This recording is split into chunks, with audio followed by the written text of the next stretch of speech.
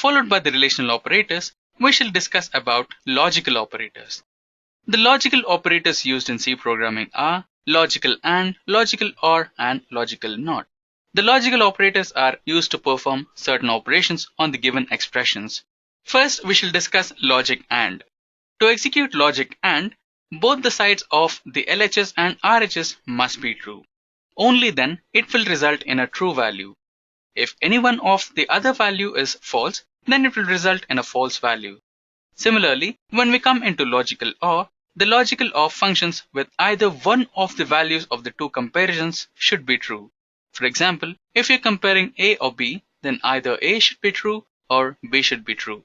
Then the resultant will be automatically true. If both the values are false, then the resultant will be false. Similarly, when you come into logical NOT, the major functionality of logical NOT is to convert the true value into false. If you're using the NOT operator in front of a true value, then the value will be converted into false.